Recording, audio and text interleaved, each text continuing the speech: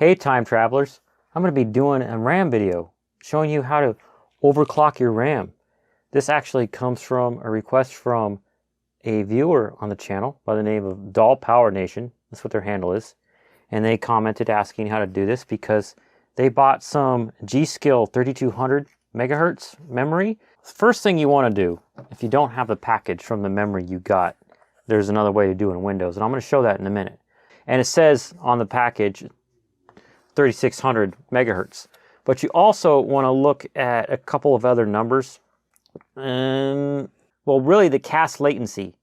So this one says C18 on the back, and the other number you're looking for is DDR4 3600. Well, there's another one, PC4 28800. That is more along the lines of when you're shopping for something that matches your motherboard. But the DDR4 3600, when you're shopping for the motherboard, motherboards have a ability on some of them to overclock to a certain number. So let's say you're watching this video and you haven't bought your memory yet. Check your motherboard. If you haven't bought your motherboard yet, you need to pair them up so they can make sure they can go that high. And another good reason to know about this, not only for overclocking, but if you want to make sure your memory is stable on some of the older AMD chips, you want to be 3200 or faster. Processors, I mean, sorry. Well, this computer's off right now, so I'm going to turn it on and show you step 2. You turn the computer on and start pressing the delete button on your keyboard. And keep pressing it like so. So the first thing you want to do is turn your computer on and start pressing the delete button repeatedly until you get something on the screen, and then you can stop. It won't. Excuse me. It won't do it. I have to clear CMOS. Lame. Hey, future/editing me here, and future/playing Roblox Charlie's back there. But there was an unexpected issue with my computer. You can click on the timestamp below or do that thing with the timeline scrubber if you want to skip to the overclocking the RAM if you want. Or you can just continue and watch my suffering. Alright, get your computer to reach around. Give her the flippy flips. Not that switch, that's my custom lighting. Down here, on the power supply, genius. Off of. Luckily, I found these on the internets a while back. And I've had them in my arsenal of tools, a couple of these. So you can plug it into a motherboard header and then have a button to push. Because I need to clear the CMOS. I'm actually going to do this the proper way. I'm going to reach behind, because it's off now. I'm going to touch one of the screws that holds the power supply in. This takes all the static out of my body, okay? Then reach down and pull the cable out. There, now it's out. I got an X570 board, but it doesn't have a clear CMOS button. It has a freaking jumper I gotta find.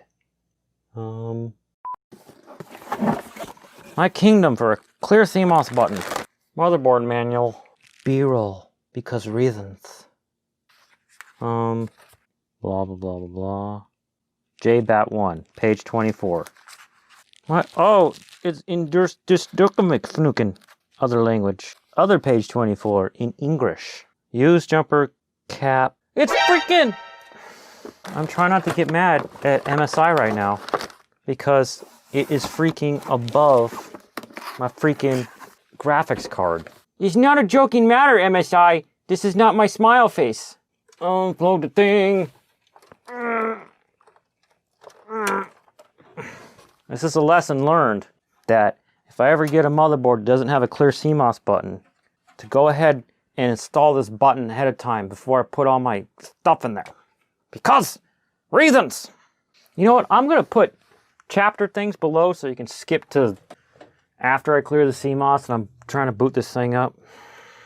This is just a pain in my booty. I got booty pains. I actually need a flathead to push down on the release thingy. What's it?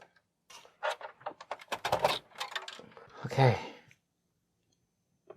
Don't tell me it's behind my M.2. No, it wasn't. But I ended up taking off my SSD heatsink anyway. Where are you? Oh, it's right there. I was looking way up there. It's JBat1 is right there. Maximum effort. I didn't even have to do all that crap. This wire is staying in my case for permanent now. 5 to 10 seconds. 1, 2, 3, 4, 5, 6, 7, 8, 9, 10. I want it neat. I want it hidden. I want it nice. You know what? I'm thinking, guys. I'm thinking backside of the case.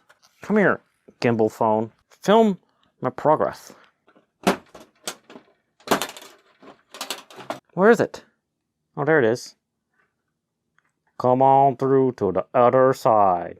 Come on. Oh, it's break on through to the other side. That's the song from the Doors. Like this. And then over through all this crap. For some reason, I don't know. Just to tuck it away. Sweet!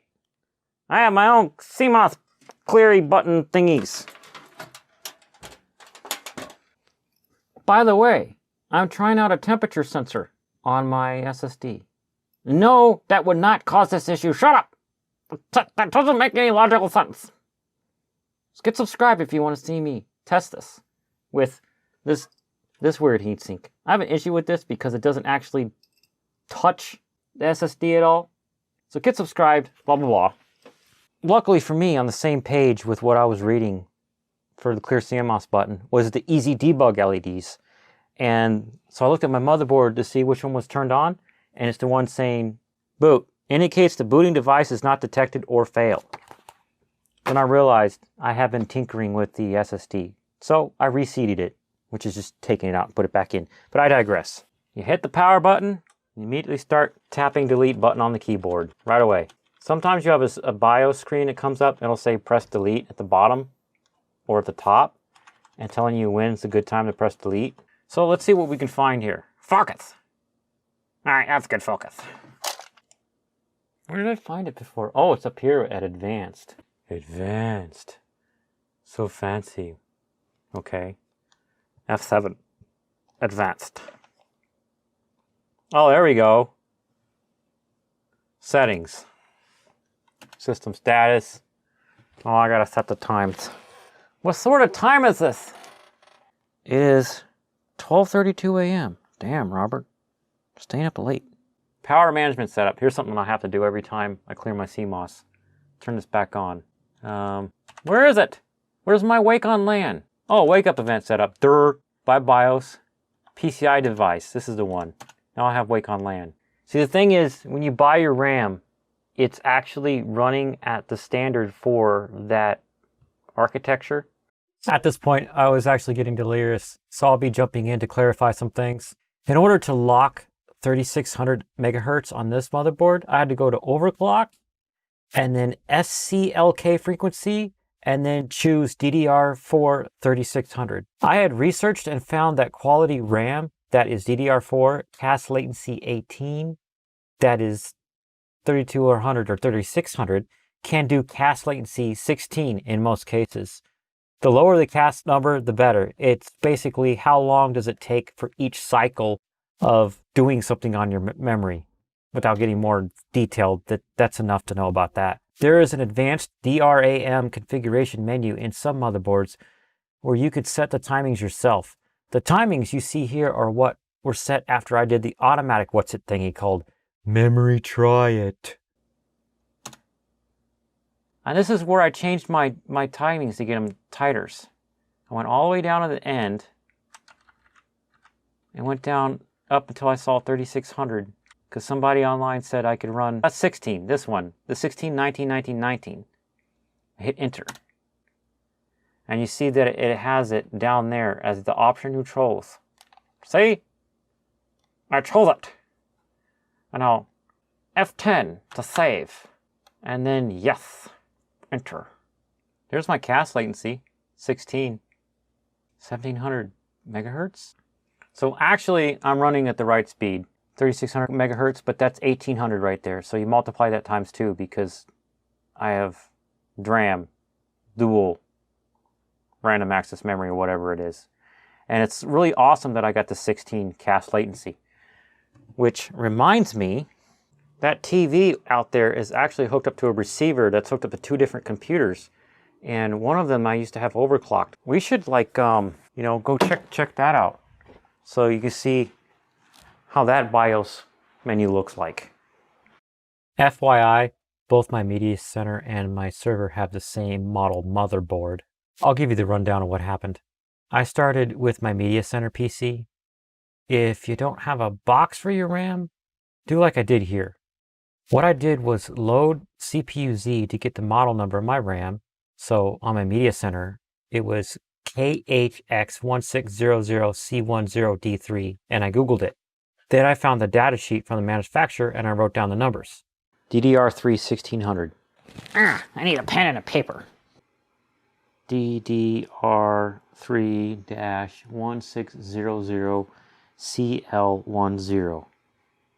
And then while I'm restarting, I'm going to be pressing delete on this. Now, if you have a Bluetooth keyboard, this won't work. This is a 2.4 gigahertz wireless keyboard. And if you're shopping for one, I'll put an example in the description, but it has to have a dongle that you plug into USB, because that way the computer will think it's a wired keyboard so that it can work while you're rebooting and press that delete button. I was pretty sure the memory in my media center PC couldn't be overclocked, but I poked around anyways, just to feed my curiosity, I guess. I found there's also a place to check the memory supported XMP profiles from the BIOS. And I found it in overclock. Then you go to memory Z, choose a DIMM slot, and read the max bandwidth at the top. Here it showed 1600 megahertz. It might be different for different manufacturers' motherboards, but you get the idea, and you should be able to find it fairly easily, if they have the menu, that is. Then I tried to turn on Intel Extreme Memory Profile XMP, and it just put it to 1600 megahertz. After reboot, I confirmed it in CPU-Z because it showed 800 megahertz there, which is half because of double data rate. My server didn't have CPU-Z installed yet, so I had to get that. By the way, the link where I found CPU-Z is in the description of this video. CPU-Z was showing model number KHX1866C9D3. I was pretty sure this RAM could be overclocked because I bought it back in the day specifically to try DDR3 RAM that supported cast latency 9, and it worked back then. Here's the results of what I found in the datasheet. XMP profiles, it's got 2 of them. It's got CL19 and CL999. So it'll do 1866 CL9-11-9 and 1600 CL9-9-9. Windows button X. You are Marshall delete. In BIOS, the memory Z had an option on the DIMM slot called XMP support information. I opened that and it said the max bandwidth was 1866 megahertz. I turned on XMP and I had 2 options, 1600 and 1866. I chose 1866. I hit F10, chose yes to save settings, and after reboot, I checked CPU-Z and it was still running at 800, which is 1600, obviously. At least I was getting cast 9 latency. So I went back into BIOS and figured it out. It says CPU max DDR speed 1600 megahertz. So that means if you want faster RAM, all 3 have to support it. The motherboard, the RAM, and the CPU. And obviously I have a slow CPU in my server because it doesn't need a fast one for what I do. Well, that's it for this video. Click like if I helped you out. If you have some additional tips for me to keep in mind in the future or for other viewers to see, please put it in the comments. I'll stick some other videos up here. I'll put something where I'm hanging out with my son being silly in this corner. And then I'll put something sci-fi up here for you guys to watch. And if you want to contact me on Twitter or Instagram or something, I'll put that over here. And you can subscribe to my channel over here.